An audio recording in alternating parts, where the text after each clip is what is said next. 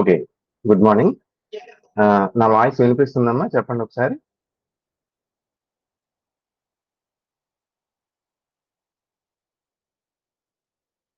వినబడుతుంది sir. Okay.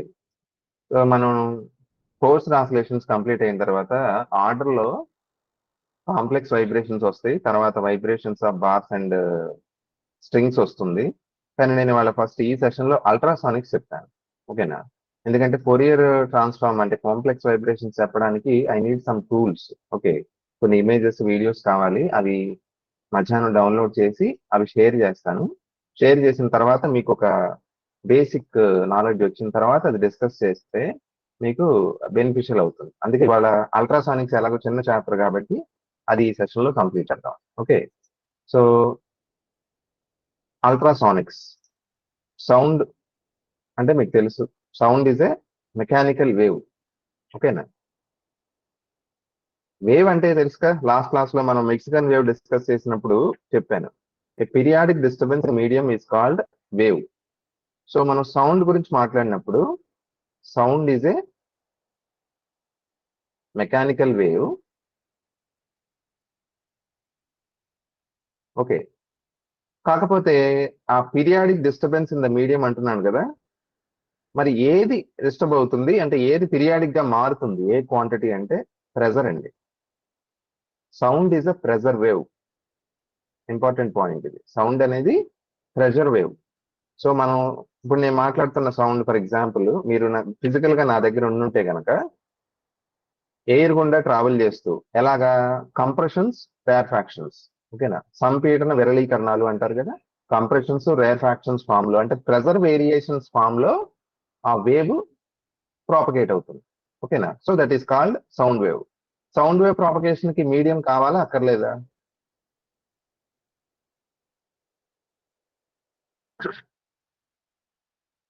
ఏమా medium నెససరీయా కాదా? కావాలి సార్. కావాలి. కావాలి. Because it is a mechanical wave, it requires a medium to propagate. So sound A wave? Pressure wave.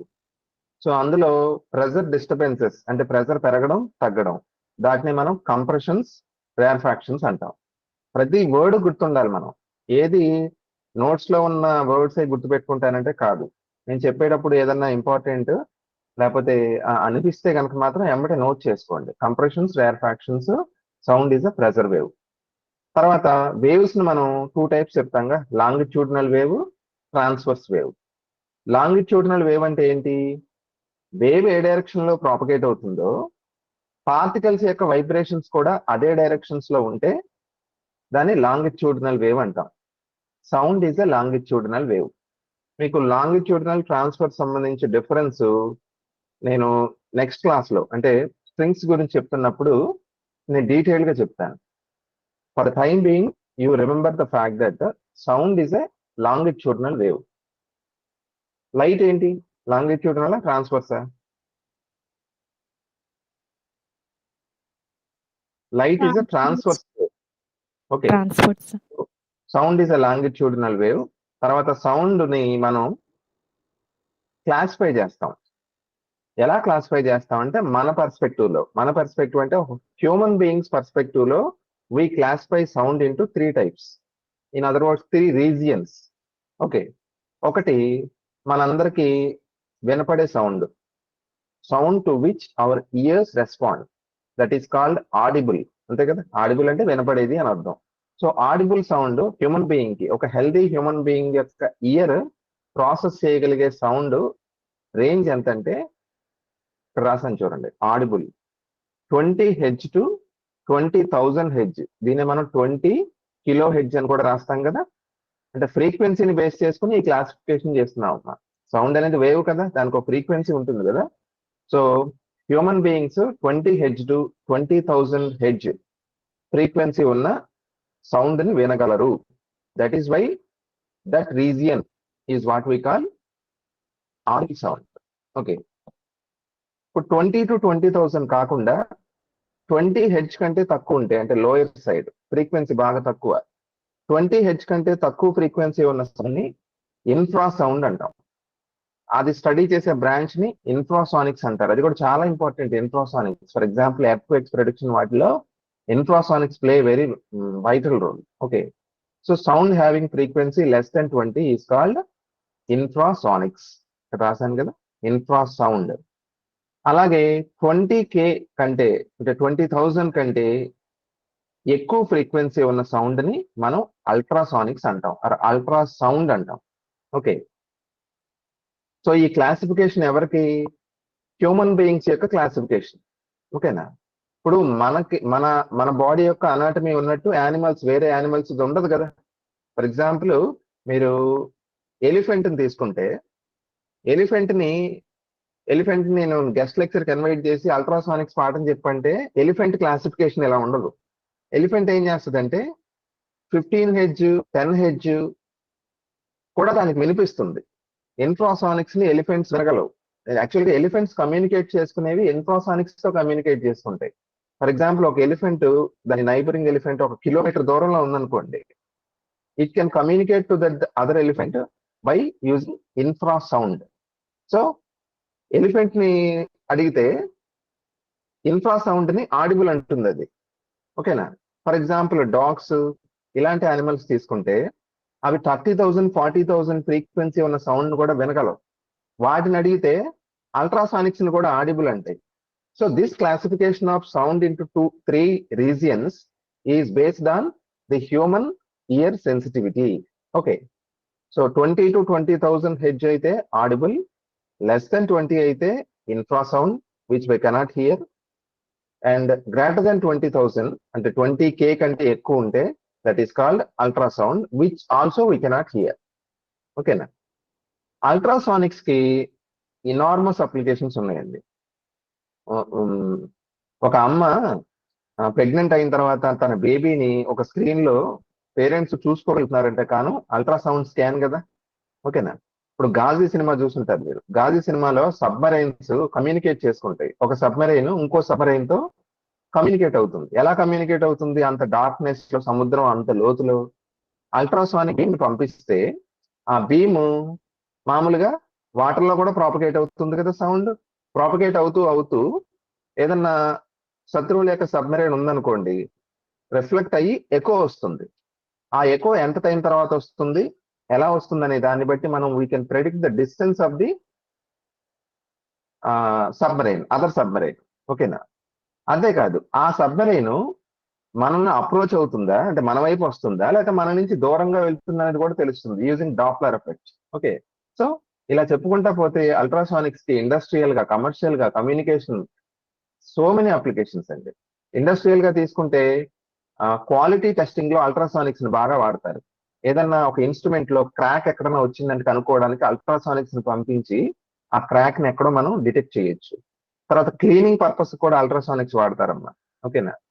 మామూలుగా instruments, automobile instruments ని మనం క్లీన్ చేస్తే చిన్నగా ఉండిపోతాయి డస్ట్ పార్టికల్స్. కానీ అల్ట్రాసానిక్ ని పంపించినప్పుడు ఒక సొల్యూషన్ లో క్లీనింగ్ అబ్సల్యూట్ పర్ఫెక్ట్ గా జరుగుతుంది.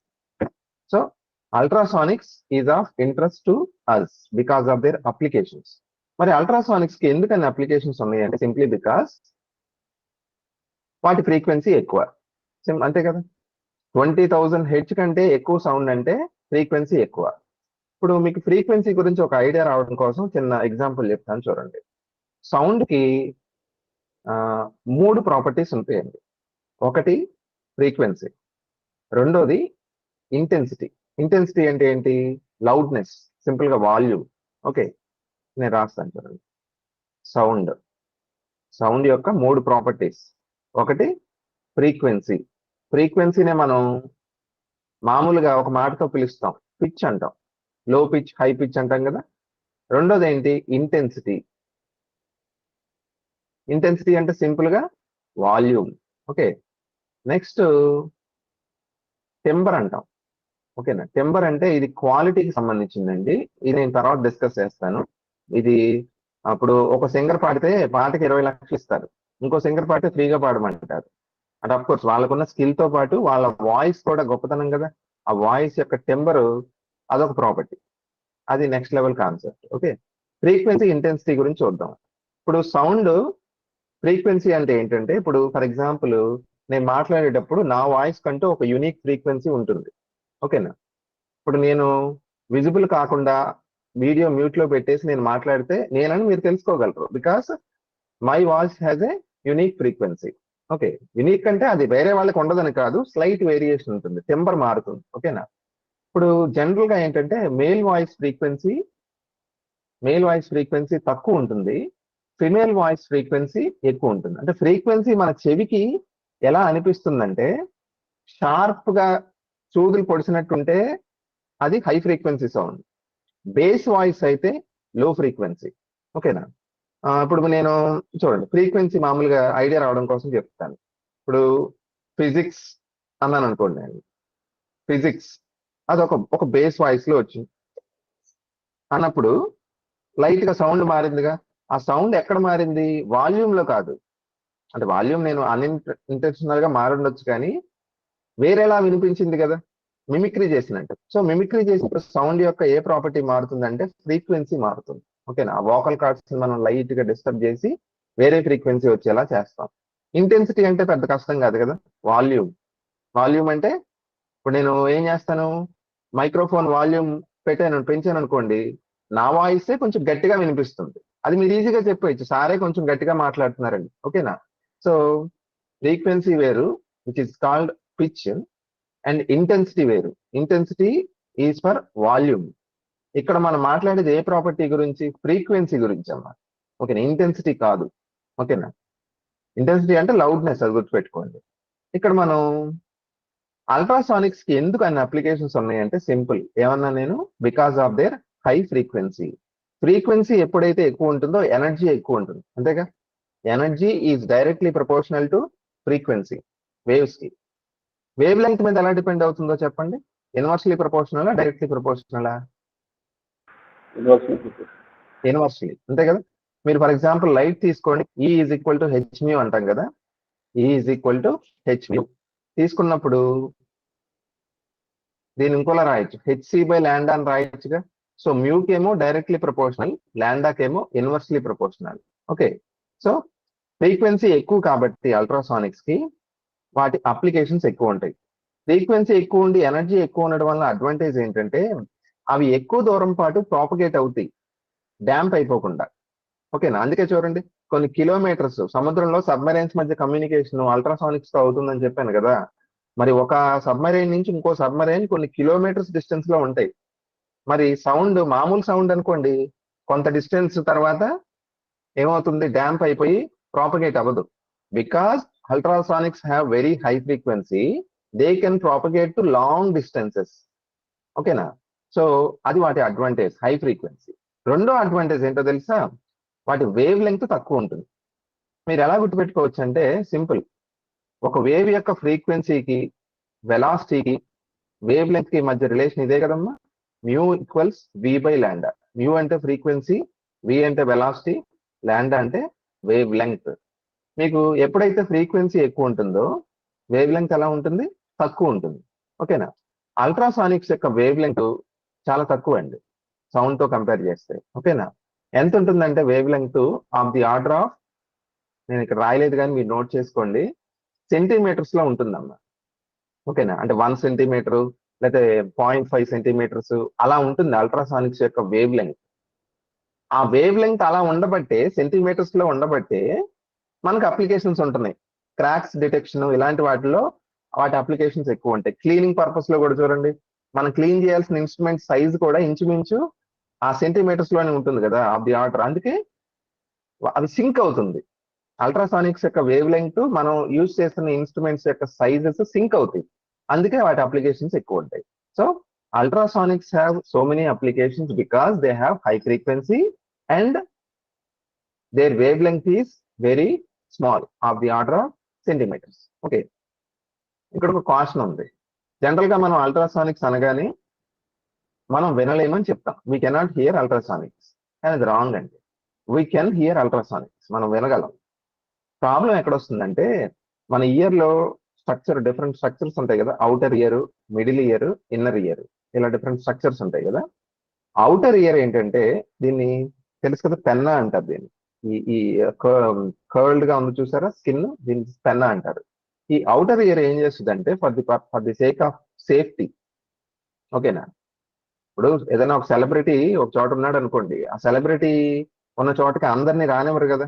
ముందు బయట సెక్యూరిటీ చెక్ చేసి పంపిస్తారు లోపలికి, వీడి వల్ల డేంజర్ లేదంటేనే పంపిస్తారు. మన లోపల ఉన్న ఇయర్ డ్రమ్, డిఫరెంట్ స్ట్రక్చర్స్ ఉంటాయి కదా, బోన్స్ ఉంటాయి, స్టేపీస్ అని ఇలా డిఫరెంట్. ఈ సెలబ్రిటీ లోపల ఉన్న ఇయర్ అనే సెలబ్రిటీ హెల్దీగా ఉండాలంటే సౌండ్ లోపలికి వెళ్ళేటప్పుడు అవుటర్ ఇయర్ ఒక ఫిల్టర్ లా పనిచేస్తుంది. ఏ ఫిల్టర్? లో పాస్ ఫిల్టర్. లో పాస్ ఫిల్టర్ అంటే ఏంటో తెలుసుగా మీకు? లో ఫ్రీక్వెన్సీని పాస్ చేసి హై ఫ్రీక్వెన్సీని బ్లాక్ చేసేదాన్ని లో పాస్ ఫిల్టర్ అంటారు. సో ఈ అవుటర్ ఇయర్ ఏం చేస్తుంది అంటే 20,000 కంటే ఎక్కువ ఫ్రీక్వెన్సీ ఉన్న సౌండ్ గనక లోపలికి వెళ్తుంది అనుకోండి, అది బ్లాక్ చేస్తుంది. The outer ear blocks ultrasonics. ఎప్పుడైతే బయట ఆగిపోతామో ఇంకా లోపలికి వెళ్ళదు సౌండ్. వెళ్ళనప్పుడు ఇంకా అది మనకు ఎలా వినిపిస్తుంది? వినపడదు కదా.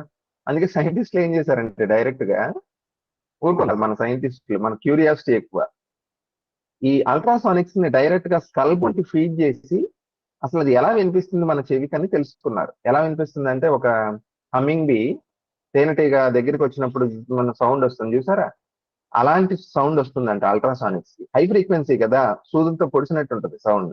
దీని మీద చాలా యానిమేషన్స్ ఉంటాయి, చూడండి ఒకసారి యూట్యూబ్ లో. ఫ్రీక్వెన్సీ మారినప్పుడు మన చెవికి అది ఎలా అనిపిస్తుంది అనేది. ఓకేనా? సో పాయింట్ అది. ఓకేనా? సో క్లాసిఫికేషన్ అర్థమైంది కదమ్మా.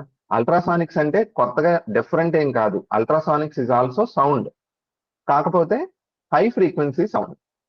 Frequency greater than 20,000 hertz. Ultrasonics యొక్క ఫ్రీక్వెన్సీ కిలో హెడ్జ్ లో ఉంటుంది. ఏ కిలో హెడ్జ్ లో? నా ఉద్దేశం మినిమం 20 కిలో హెడ్జ్.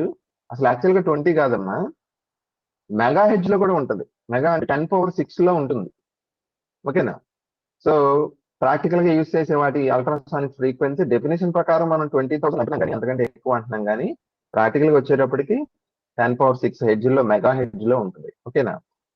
వాటి వేవ్ లెంగ్త్ ఎలా ఉంటుంది? చాలా తక్కువ అని చెప్పాను. సో ఈ రెండింటి కారణాల వల్ల they have so many applications. So తర్వాత అల్ట్రాసానిక్స్ అనేవి ఏంటి? Longitudinal waves. అవి ప్రెజర్ వేవ్స్ అవి.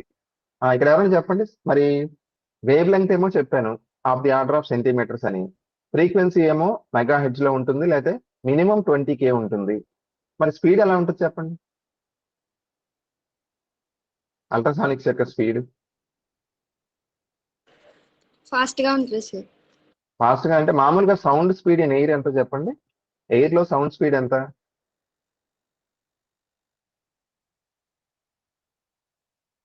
330 మీటర్స్ పర్ సెకండ్ కదమ్మా. మనం ఇది చాలా సార్లు ఇంటర్మీడియట్ లో ప్రాబ్లమ్స్ కూడా చేసాం. Speed of sound in air is 330 metres per second.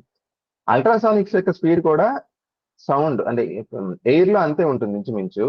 కానీ మీడియం మారినప్పుడు విచిత్రంగా ఏమవుతుందంటే లైట్ కి బిహేవియర్ కి సౌండ్ డిఫరెంట్ గా ఉంటుంది.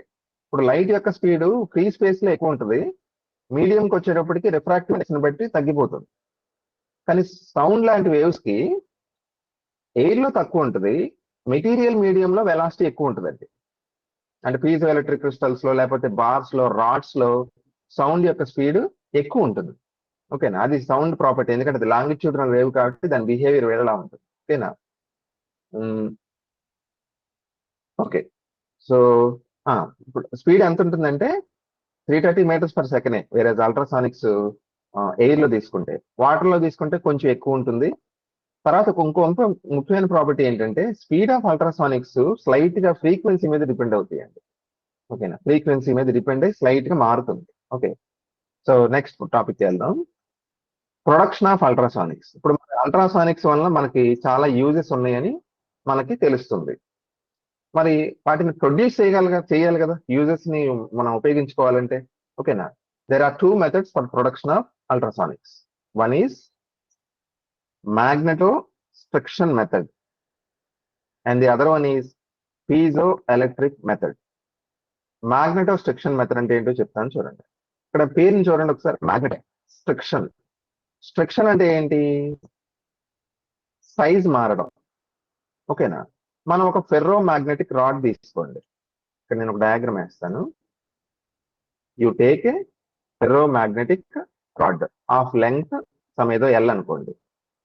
ఫెర్రో మ్యాగ్నెటిక్స్ తెలుసు కదా, మ్యాగ్నెటిక్ ఫీల్డ్ కి అవి బాగా రెస్పాండ్ అవుతాయి, స్ట్రాంగ్లీ అట్రాక్టెడ్. సో ఈ ఫెర్రో మ్యాగ్నెటిక్ రాడ్ దగ్గరలో ఒక మ్యాగ్నెట్ పెట్టాను. ఏమవుతుందంటే అఫ్ కోర్స్ ఇది మ్యాగ్నెటైజ్ అవుతుంది, అట్రాక్ట్ అవుతుంది, ఇవన్నీ మామూలే. నేను అనేది అది కాదు. దీని యొక్క సైజ్ ఎలా మారుతుందో అబ్జర్వ్ చేద్దాం. When a ferro magnetic rod like this is placed in a magnetic field, it expands. అది ఏమవుతుందంటే ఎక్స్పాండ్ అవుతుందండి. అంటే ఇంత ప్రొనౌన్స్డ్ గా మీకు చూపించడం కోసం వేస్తున్నాను. There is an expansion. Okay, this is called magnetostriction. అర్థమవుతుంది? మ్యాగ్నెటోస్ట్రిక్షన్ అని ఎందుకన్నాం? Change in length or size due to magnetic field. Magnetic field వల్ల సైజ్ చేంజ్ అయింది, ఎక్స్పాండ్ అయింది rod. That's why it is called magnetostriction. ఓకేనా? మరి magnetic field remove చేస్తే ఏమవుద్ది?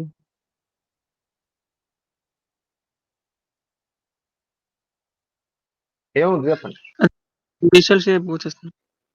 Very good. అంటే మళ్ళీ కంప్రెస్ అవుతుంది. అంటే మ్యాగ్నెటిక్ ఫీల్డ్ ఆన్ చేస్తే ఎక్స్పాన్షన్, ఆఫ్ చేస్తే కంప్రెషన్. ఓకేనా? సో ఈ మ్యాగ్నెటోస్ట్రిక్షన్ టెక్నిక్ ద్వారా మనం అల్ట్రాసానిక్స్ ఎలా ప్రొడ్యూస్ చేయొచ్చు అంటే సింపుల్. మీరు అనుకోవచ్చు ఇది కాన్సెప్ట్ కదా సార్, నాట్ నెసెసరీ అనుకుంటారేమో. లేదు, మీకు పీజీ సెట్ లో కొన్ని క్వశ్చన్స్ ఆ కాన్సెప్ట్ బేస్ చేసుకునే ఇస్తున్నారు. కొంచెం జాగ్రత్తగా వినండి. ఓకేనా? అసలు పీజీ సెట్ అని పక్కన పెట్టండి, మనకు తెలియాలి కదా concept.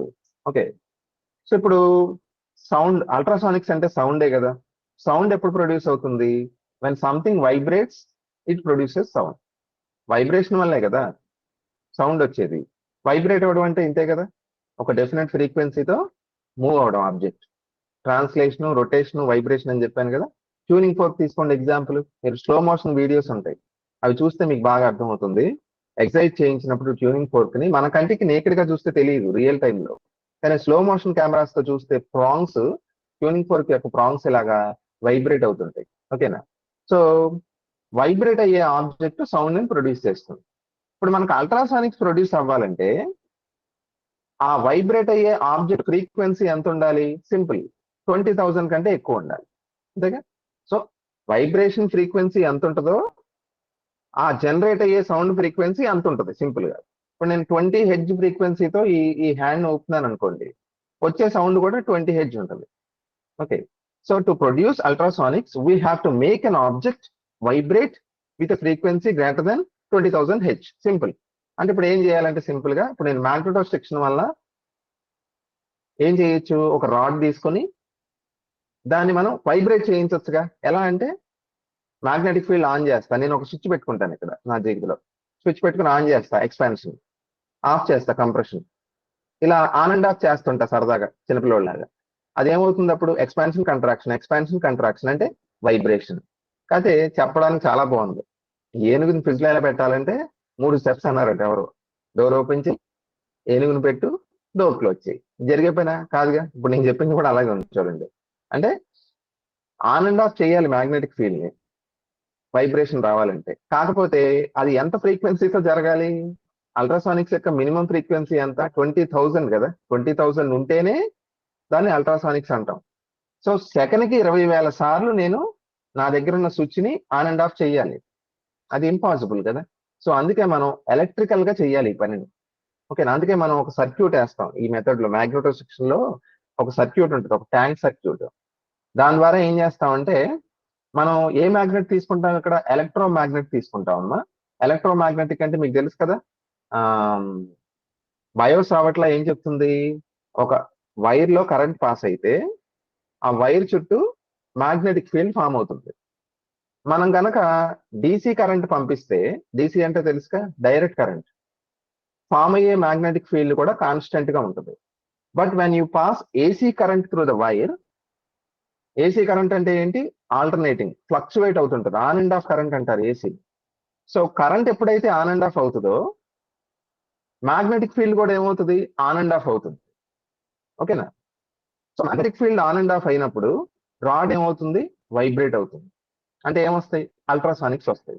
So to produce ultrasonics using this what we call magnetostriction method, మనం ఏ మ్యాగ్నెటిక్ ఫీల్డ్ వాడాలి? ఆల్టర్నేటింగ్ మ్యాగ్నెటిక్ ఫీల్డ్ వాడాలి. అది గుర్తుపెట్టుకోండి. ఆల్టర్నేటింగ్ మ్యాగ్నెటిక్ ఫీల్డ్ వాడినప్పుడే ఆ magnetic field on and off అవుతుంది. ఆన్ అండ్ ఆఫ్ అయినప్పుడు ఎక్స్పాన్షన్స్, కంప్రెషన్స్ వచ్చి వైబ్రేట్ అయ్యి ఆబ్జెక్ట్ అల్ట్రాసానిక్స్ ని ప్రొడ్యూస్ చేస్తుంది. ఓకేనా? సో మనం ఫెర్రో మ్యాగ్నెటిక్ మెటీరియల్ వాడతాం అనేది ఒకటి గుర్తుండాలమ్మా. ఓకేనా? We use ferro magnetic. ఎందుకు ఫెర్రో మ్యాగ్నెటిక్ వాడాలంటే మ్యాగ్నెట్స్ కి రెస్పాండ్ అయ్యే పదార్థాలు అంటే ఫెర్రో మ్యాగ్నెట్సే. డయా రెస్పాండ్ అవ్వదు, పారా కూడా రెస్పాండ్ అవ్వదు. ఓకేనా? అంటే రెస్పాండ్ అవ్వదు అంటే చాలా తక్కువగా రెస్పాండ్ అవుతుంది. Okay, ferro magnetic material expands when magnetic field is applied. చెప్పానుగా, దీన్నే మనం మ్యాగ్నెటోస్ట్రిక్షన్ అంటాం. సో ఆల్టర్నేటింగ్ మ్యాగ్నెటిక్ ఫీల్డ్ కనుక మనం యూజ్ చేస్తే అప్పుడు ఏమొస్తాయి? వైబ్రేషన్స్ వస్తాయి. కాకపోతే ఆల్టర్నేటింగ్ మ్యాగ్నెటిక్ ఫీల్డ్ యొక్క ఫ్రీక్వెన్సీ ఎంత ఉండాలి? సింపుల్, నీకు ఏ ఫ్రీక్వెన్సీ ఉన్న అల్ట్రాసానిక్స్ కావాలో ఆ ఫ్రీక్వెన్సీ ఉన్న ఆల్టర్నేటింగ్ మ్యాగ్నెటిక్ ఫీల్డ్ కావాలి. ఓకే, ఆల్టర్నేటింగ్ మ్యాగ్నెటిక్ ఫీల్డ్ కనుక సెకండ్కి 40,000 సార్లు మారుతుంది అనుకోండి, ప్రొడ్యూస్ అయ్యే సౌండ్ కూడా అల్ట్రాసానిక్స్ కూడా 40,000 హెడ్జ్ ఫ్రీక్వెన్సీతో జనరేట్ అవుతుంది. ఓకేనా? సో చూడండి, సో ఇక్కడ మనం ఏం వాడతామంటే ఇక్కడ పాయింట్ ఉంది, దీని మీద ఒక ప్రశ్న అడిగారమ్మా ఒకసారి. సో నేను ఇప్పుడు ఏం చెప్పాను? ఎలక్ట్రోమాగ్నెట్ తీసుకుంటామమ్మా, వైర్ గుండా ఏసీ కరెంట్ పంపిస్తామని చెప్పాను. ఏసీ ఎందుకు పంపాలని చెప్పాను? ఏసీ అంటే ఆల్టర్నేటింగ్ కరెంట్ కాబట్టి ఆల్టర్నేటింగ్ కరెంట్ వల్ల ఏ మ్యాగ్నెటిక్ ఫీల్డ్ వస్తుంది? సింపుల్, ఆల్టర్నేటింగ్ మ్యాగ్నెటిక్ ఫీల్డ్ వస్తుంది. డీసీ తీసుకుంటే నష్టం ఏంటి చెప్పండి? డైరెక్ట్ కరెంట్ తీసుకుంటే ఎందుకు మనకి ప్రాబ్లం అవుతుంది?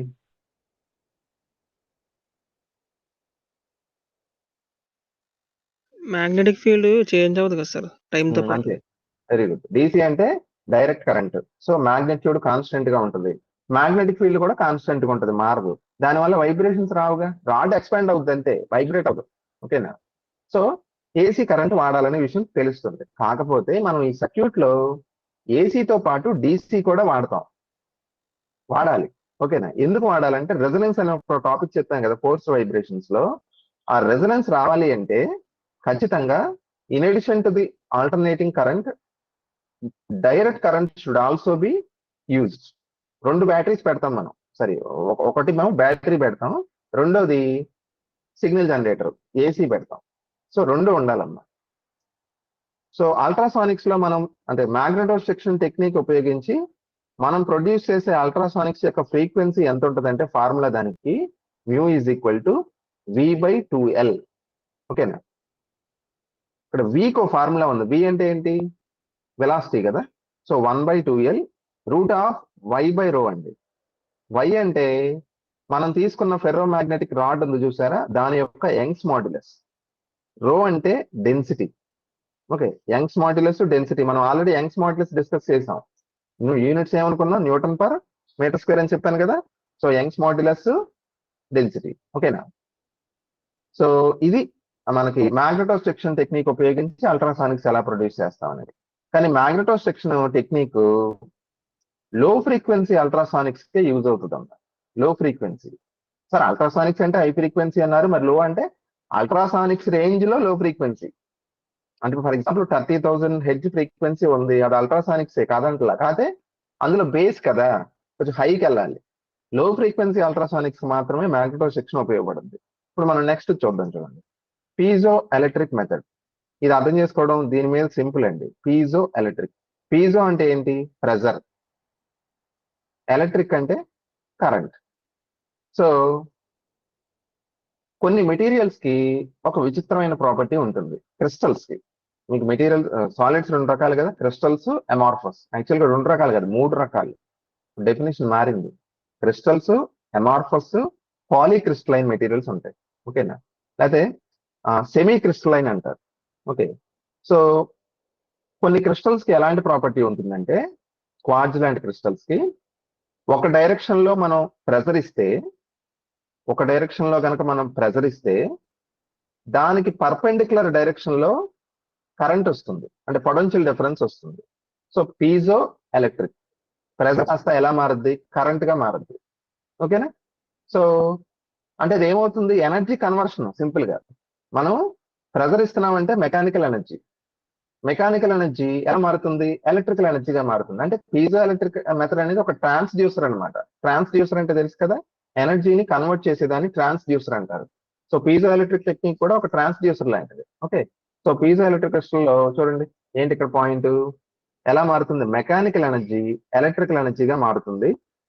కాకపోతే మీరు ఒకటి అర్థం చేసుకోవాలి, మనం అల్ట్రాసానిక్స్ కదా ప్రొడ్యూస్ చేయాల్సింది, కరెంట్ కాదు. ఇప్పుడు పీజో ఎలక్ట్రిక్ క్రిస్టల్ తీసుకొని నేను ఏం చేస్తాను, దాన్ని ప్రెస్ చేస్తాను, ప్రెజర్ ఇస్తాను పీజో.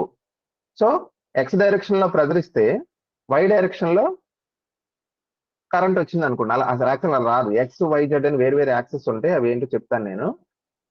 వచ్చింది 90 degrees లో కరెంట్ వచ్చింది. ఓకేనా, మనకు కరెంట్ కాదు కదా కావాల్సింది, మనకు కావాల్సింది ఏంటి, వైబ్రేషన్స్ కావాలి. అంటే మనం ఏం చేయాలంటే పీజో ఎలక్ట్రిక్ ఎఫెక్ట్ కాకుండా దానికి కాన్వర్స్ తీసుకోవాలి.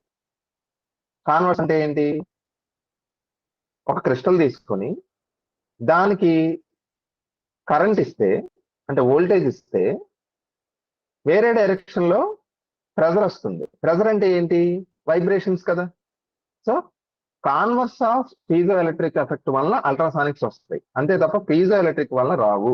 ఓకే, సో ఇక్కడ రాసాను చూడండి, converse of piezoelectric effect produces ultrasonics. ఓకేనా, ఏమవుతుంది చూడండి, when alternating voltage AC is applied to the crystal it vibrates, అంతే కదా. సో మనకి ఇక్కడ ఎలక్ట్రికల్ ఎనర్జీ ఎలా మారుతుంది, మెకానికల్ ఎనర్జీగా మారుతుంది. సో అలా వస్తాయి అల్ట్రాసానిక్స్. ఎగ్జాంపుల్స్ గా మీరు ఏం చెప్పొచ్చు అంటే క్వార్జ్ చెప్పొచ్చు, టార్మలిన్ చెప్పొచ్చు. ఓకేనా, ఇవన్నీ examples of piezo electric crystals. అంటే ఈ ప్రాపర్టీ మళ్ళీ అన్ని క్రిస్టల్స్ ఉండదమ్మా, ఏవో కొన్ని క్రిస్టల్స్ మాత్రం ఇలా ఎనర్జీని కన్వర్ట్ చేయగలుగుతాయి, మెకానికల్ ఎనర్జీని కరెంట్ గా, లేకపోతే కరెంట్ ని మెకానికల్ ఎనర్జీగా. పీజో ఎలక్ట్రిసిటీ అనేది ఒక పెద్ద బ్రాంచ్ సైన్స్ లో.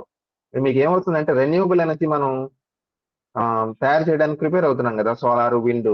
పీజో ఎలక్ట్రిక్ మెథడ్స్ కూడా రెన్యూబుల్ ఎనర్జీని జనరేట్ చేస్తాయి. ఓకేనా, మీకు ఏం చేస్తారంటే ఫ్యూచర్ లో, ఇప్పుడు ఆల్రెడీ కొన్ని కంట్రీస్ లో జరుగుతుంది, ఏదైనా బ్రిడ్జ్ చేసినప్పుడు లేకపోతే ఒక రోడ్డు కొత్తగా వేసినప్పుడు కింద పీజో ఎలక్ట్రిక్ సెన్సార్స్ పెడతారు.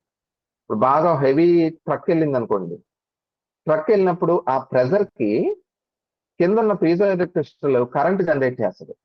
సో మనకి ఎనర్జీ వేస్ట్ పోవట్లేదుగా. సో అలాంటి కూడా ఫ్యూచర్ లో జరగబోతున్నాయి. Piezo electricity will become a major source of renewable energy. Okay, అంటే మనం ఏం చేస్తున్నాం, మెకానికల్ ఎనర్జీని కరెంట్ గా మారుస్తున్నాం. కానీ అల్ట్రాసానిక్స్ లో మాత్రం దాని వల్ల యూజ్ లేదు. అల్ట్రాసానిక్స్ లో చెప్పాను కదా, కాన్వర్స్, పీజో ఎలక్ట్రిక్ యొక్క కాన్వర్స్ వల్ల అల్ట్రాసానిక్స్ వస్తాయి. ఓకే, ఇక్కడ ఇందులో ఇంకో పాయింట్ ఏంటంటే, ఇందులో మనం వాడే సర్క్యూట్ ఏంటని అడుగుతాడు, పేరు అడుగుతారు.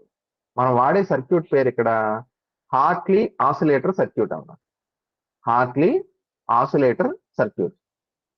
ఇందాక నేనేం చెప్పాను, మ్యాగ్నెటోస్ట్రిక్షన్ టెక్నిక్ లో మనం లో ఫ్రీక్వెన్సీ అల్ట్రాసానిక్స్ ని ప్రొడ్యూస్ చేయగలం, కానీ మనకి ఇండస్ట్రియల్ గా హై ఫ్రీక్వెన్సీ అల్ట్రాసానిక్స్ కావాలి కదా, వాటిని పీజో ఎలక్ట్రిక్ మెథడ్ లో ప్రొడ్యూస్ చేయొచ్చు. ఓకే, చూడండి ఇక్కడ ఎంత రాశాను, 500 kHz, అంటే దీన్ని మెగాలోకి మారిస్తే మీరు 0.5 MHz ఆ ఫ్రీక్వెన్సీ ఉన్న పీజో ఎలక్ట్రిక్ సెన్సార్ తో మనం తయారు చేయొచ్చు. ఓకేనా, టార్మలిన్ అయితే ఇంకా ఎక్కువ జనరేట్ చేస్తుంది, 15 × 10⁷ Hz, చాలా high frequency, VHF, very high frequency. ఇప్పుడు అలాగే ఇప్పుడు మనం ఏం నేర్చుకోవాలి, ఫ్రీక్వెన్సీ ఫార్ములా తెలియాలిగా. ఈ మెథడ్ లో వచ్చే అల్ట్రాసానిక్స్ ఫ్రీక్వెన్సీ ఎంత అంటే 1/2L కాదు. ఇక్కడ ఎల్ ఎందుకు తీసుకోలేదు, మనం ఇందాక తీసుకున్నది ఒక రాడ్ కదా, ఫెర్రో మ్యాగ్నెటిక్ రాడ్, దానికి లెంగ్త్ ఉంటుంది, థిక్నెస్ కాదు ఇంపార్టెంట్. కానీ ఇక్కడ మనం తీసుకునేది ఏంటి, పీజో ఎలక్ట్రిక్ క్రిస్టల్ తీసుకుంటాం. క్రిస్టల్ అంటే థిక్నెస్ కదా, అందుకని ఎల్ బదులు టీ వచ్చింది, మిగిలింది సేమ్ టు సేమ్. 1/2L బదులు 1/2T√Y/ρ. అదే సర్క్యూట్ లో రాస్తే ఎలక్ట్రికల్ సర్క్యూట్ లో 1/2π√LC, నిన్న కూడా చూసాం మనం. ఇక్కడ చాలా ఇంపార్టెంట్ కండిషన్ ఉంది చూడండి అమ్మా, లాండా ఈజ్ ఈక్వల్ టు 2T, ఇది కండిషన్ ఇది. ఓకేనా, అంటే అల్ట్రాసానిక్స్ యొక్క వేవ్ లెంగ్త్ ఎంత ఉంటుందంటే క్రిస్టల్ యొక్క థిక్నెస్ కి డబుల్ ఉంటుందమ్మా. ఓకేనా, అయితే ఇంకోలా చెప్పొచ్చు, T ఈజ్ ఈక్వల్ టు λ/2 అని కూడా చెప్పొచ్చు. ఓకేనా, ఇప్పుడు మీకు ఇది క్రిస్టల్ అనుకోండి, మీకు అల్ట్రాసానిక్ ఎలా ప్రొడ్యూస్ అవుతుందంటే ఇలా ప్రొడ్యూస్ అవుతుంది. ఇలా ప్రొడ్యూస్ అయిందంటే ఇది పూర్తి వేవ్ కాదు కదా, మొత్తం వేవ్ లో ఇది సగమే. సో ఈ థిక్నెస్ ఏమో T, వేవ్ యొక్క లెంగ్త్ ఎంత, λ/2 కదా. So λ/2 is equal to T, ఇది ఒక కండిషన్ అమ్మా. So lambda is equal to ఎంత, 2T. ఓకే, తర్వాత అల్ట్రాసానిక్స్ కి మనం దేన్ని వాడతారంటే ఇక్కడ రెండు ఉంటాయండి. క్రిస్టల్లో మనం ఒక శాంపిల్ తీసుకుంటాం. శాంపిల్ రెండు రకాలు, ఎక్స్ కట్, వై కట్. మనం ఎక్స్ కట్ నే వాడతారు. X cut slab is used for ultrasonics. ఎందుకంటే ఎక్స్ కట్ స్లాబ్ వలన మనకి లాంగిట్యూడినల్ వేవ్స్ వస్తాయి, వై కట్ వలన ట్రాన్స్ఫర్స్ వస్తాయి. మనకి అల్ట్రాసానిక్స్ ఏంటి, లాంగిట్యూడినల్ వేవ్స్ కదా, అందుకే మనం ఎక్స్ కట్ మాత్రమే వాడాలి, వై కట్ వాడకూడదు. ఎక్స్ కట్ అంటే ఎలా ఉంటుంది చూడండి, ఒకసారి స్ట్రక్చర్ చూడండి అమ్మా, ఇది కూడా ఇంపార్టెంట్. ఇది ఏంటంటే క్వార్ట్జ్ క్రిస్టల్ యొక్క స్ట్రక్చర్. ఓకేనా, ఈ క్వార్ట్జ్ క్రిస్టల్ యొక్క స్ట్రక్చర్ చూస్తే ఇందులో 3 యాక్సెస్ ఉంటాయమ్మా. క్వార్ట్జ్ క్రిస్టల్ ట్రైగోనల్ సిస్టమ్ కి చెందింది. ట్రైగోనల్, ఇవి నోట్ చేసుకోండి. ఓకేనా, ట్రైగోనల్ సిస్టమ్ లో ఉంటుంది. మనకి ఇది ఇక్కడ 3 ఫేసెస్ కనిపిస్తున్నాయి, 1 2 3. మనకి వెనకాల కనిపించిన 4వ సింహం లాగా కనిపించిన 4 మొహాలు ఉంటాయి వెనకాల. ఓకేనా, సో 6 ఫేసెస్ ఉంటాయి. ఎడ్జెస్ లో ఏమో 2 పిరమిడ్స్ అటాచ్ చేసినట్టు ఉంటుంది స్ట్రక్చర్. ఓకేనా, so this is the structure of quartz crystal. Okay, ఇందులో మనకి X axis, Y axis, Z axis అని 3 ఉంటాయి అమ్మ. మనకి క్రిస్టల్స్ ఏంటో తెలుసా, వాటి గొప్పతనం ఏంటంటే దే ఆర్ అనైసోట్రోపిక్. ఐసోట్రోపిక్ అనైసోట్రోపిక్ కి డిఫరెన్స్ చెప్తాను చూడండి. ఐసోట్రోపిక్, ఐసో అనే పదానికి అర్థం తెలుసా ఇంగ్లీష్ లో? ఐసో అంటే సేమ్. ఐసోట్రోపిక్ అంటే డిఫరెంట్ డైరెక్షన్స్ లో ఒకేలాగా బిహేవ్ చేస్తే సేమ్, దాన్ని ఐసోట్రోపిక్ అంటారు. జనరల్ గా అమార్ఫస్ మెటీరియల్స్ ఐసోట్రోపిక్ అండి. క్రిస్టల్స్ మాత్రం they are not isotropic, they are anisotropic. అంటే ఇప్పుడు నేను చెప్పిన ఎగ్జాంపుల్ మీకు అర్థమయ్యేలా చెప్పాలంటే, నేను ఒక లడ్డు తీసుకొచ్చా. లడ్డు, ఈ లడ్డూని మనం ఏ డైరెక్షన్ లో టేస్ట్ చేసినా, అంటే ఎక్కడ టేస్ట్ చేసినా ఒకే స్వీట్నెస్ ఉంటుందా లేదా? ఉంటుంది. సో ఎక్స్ లో టేస్ట్ చేసినా, వై లో టేస్ట్ చేసినా, జెడ్ లో టేస్ట్ చేసినా it taste the same. So it is isotropic. నేను అనైసోట్రోపిక్ అంటే అర్థం ఏంటి? ఎలాంటి విచిత్రమైన కాన్సెప్ట్ అంటే ఇది, నా చేతిలో ఒక లడ్డు ఉంది, దాన్ని ఒక డైరెక్షన్ లో టేస్ట్ చేస్తే ఒకలాగా, ఇంకో డైరెక్షన్ లో టేస్ట్ చేస్తే ఇంకోలాగా, అలా బిహేవ్ చేస్తే దాన్ని అనైసోట్రోపిక్ లడ్డు అంటాం. ఓకేనా, క్రిస్టల్స్ ఆర్ అనైసోట్రోపిక్, వాటి అప్లికేషన్స్ అందుకే గొప్పవి. ఓకేనా, అంటే మీకు ఎలా ఉంటుంది అంటే ఎగ్జాంపుల్, అంటే వేరు వేరు డైరెక్షన్స్ లో వేరు వేరుగా బిహేవ్ చేయడం. ఓకేనా, ఒక ఫ్రెండ్ మీ దగ్గరికి వచ్చాడు, ఏం చేశాడంటే ఆ ఫ్రెండ్ ఏదో హెల్ప్ అడుగుతున్నాడు, రైట్ ఇయర్ లోకి వచ్చి చెప్పాడు. ఓకేనా, నాకు ఇది ఫలానా హెల్ప్ కావాలని. ఓకేనా చేస్తానన్నావు. అదే ఫ్రెండ్ సేమ్ అదే హెల్ప్ ని లెఫ్ట్ ఇయర్ లో వచ్చి చెప్పాడు, నేను చేయను అంటున్నావు. అది ఎక్సెంట్రిక్ కదా, స్ట్రేంజే కదా. సో అనైసోట్రోపిక్ గా ఉన్నావు నువ్వు. ఒక డైరెక్షన్ లో ఒకలా బిహేవ్ చేస్తే ఇంకో డైరెక్షన్ లో ఇంకోలా బిహేవ్ చేసినట్టు క్రిస్టల్స్ అలాగే బిహేవ్ చేస్తాయి. సో ఇక్కడ మనకు 3 డైరెక్షన్స్ కదా, ఎక్స్, వై, జెడ్. ఇప్పుడు క్వార్ట్జ్ క్రిస్టల్ ఏం చేసిందంటే 3 డైరెక్షన్స్ లో 3 రకాలుగా బిహేవ్ చేస్తుంది. ఎలా అంటే చూడండి, నీకు క్రిస్టల్ నుంచి కరెంట్ కావాలి, you have to produce electricity. అది ఎక్స్ డైరెక్షన్ లో మాత్రమే వస్తుంది, అందుకే ఎక్స్ యాక్సిస్ ని ఎలక్ట్రిక్ యాక్సిస్ అంటారు. తర్వాత నీకు ఫర్ ఎగ్జాంపుల్ లైట్ కావాలి, ఆప్టిక్స్, జెడ్ యాక్సిస్ లో లైట్ వస్తుంది, దాన్ని ఆప్టిక్ యాక్సిస్ అంటాం. మరి వైబ్రేషన్స్ కావాలి కదా, అల్ట్రాసానిక్స్ లో కావాల్సింది వైబ్రేషన్సే కదా, అంటే మెకానికల్ కదా. మెకానికల్ యాక్సిస్ అని దేన్ని అంటారంటే వై యాక్సిస్ అంటారు. ఓకేనా, ఇది ఎలా డిఫైన్ చేస్తాం సార్, దేన్ని ఎక్స్ దేన్ని వై జెడ్ అంటారంటే, జెడ్ ఈజీ డిఫైన్ చేయడం. జెడ్ చూడండి, పిరమిడ్స్ ఉంటాయని చెప్పాను కదా, ఈ చివర ఈ చివర, ఈ పిరమిడ్స్ ని జాయిన్ చేసే ఈ డాటెడ్ లైన్ ఉంది చూసారా, దట్ ఈస్ జెడ్ యాక్సిస్. మరి ఎక్స్ ని వై ని ఇందులో డిఫైన్ చేయలేం. ఎందులో డిఫైన్ చేయాలి? మీరు ఈ క్వార్ట్జ్ క్రిస్టల్ ని ఇలా కట్ చేశారనుకోండి, క్రాస్ సెక్షన్ అది ఎలా కనిపిస్తుంది? ఇలాగే కదా, 6 ఫేసెస్ ఉన్నాయి, వాటిని కట్ చేసి. ఓకేనా, ఇప్పుడు ఫర్ ఎగ్జాంపుల్ ఇక్కడ నా వీడియో చూడండి, ఇది క్రిస్టల్ అనుకోండి. ఓకేనా, ఇలా ఉన్నప్పుడు దీన్ని కట్ చేసి ఇలా చూపించాను అనుకో, ఒక సర్కిల్ కనిపిస్తుంది కదా. అదే ఈ క్వార్ట్జ్ క్రిస్టల్ ని కట్ చేసి మీకు ఇలా చూపిస్తే ఇదే కదా క్రాస్ సెక్షన్. ఓకేనా, అంటే ఇదొక ఫేసు, ఇదొక ఫేసు, ఇదొక ఫేసే కదా. సో ఈ హెక్సాగోనల్ లో చూడండి, ఇది హెక్సాగోనల్ కదా, ఈ హెక్సాగోనల్ లో ఆపోజిట్ కార్నర్స్ ని జాయిన్ చేసేదాన్ని ఎక్స్ యాక్సిస్ అంటారు. అందుకే చూడండి, ఎక్స్ యాక్సిస్ ఎక్కడ ఉంది? 3 ఉన్నాయి ఎక్స్ యాక్సిస్. ఇది ఆపోజిట్ కార్నర్, ఇది ఇది, అలాగే ఇంకోటి ఉంటుంది, ఇది ఇది, అలాగే ఇంకో ఎక్స్ యాక్సిస్, ఇది ఇది. So the axis joining the opposite corners is called X axis, which is nothing but electric axis. తర్వాత మరి వై యాక్సిస్ ని ఎలా డిఫైన్ చేస్తారంటే, ఈ సైడ్స్ ఉన్నాయి కదమ్మా, వీటి యొక్క మిడ్ పాయింట్స్ ని అంటే ఆపోజిట్ సైడ్స్ ని జాయిన్ చేస్తూ గీసే లైన్ ఏమంటారంటే వై యాక్సిస్ అంటారు. That is called mechanical axis. ఓకేనా? సో అంటే ఏ యాక్సిస్ ఏంటనేది కూడా తెలియాలన్నమాట. ఓకేనా? జెడ్ యాక్సిస్ అంటే ఆప్టిక్ యాక్సిస్, ఎక్స్ యాక్సిస్ అంటే ఎలక్ట్రిక్ యాక్సిస్, వై యాక్సిస్ అంటే మెకానికల్ యాక్సిస్. మనకు అల్ట్రాసానిక్స్ ఏ డైరెక్షన్ లో వస్తాయి చెప్తారండి?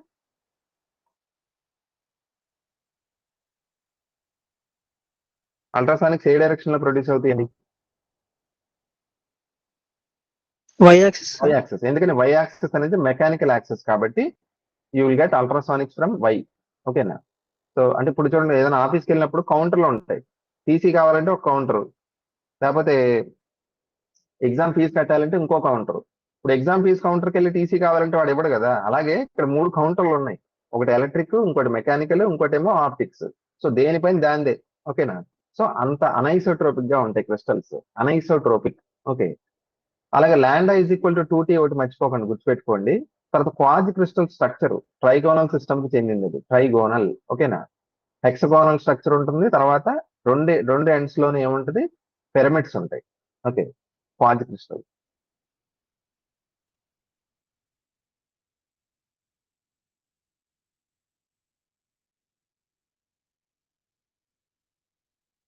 ఓకే.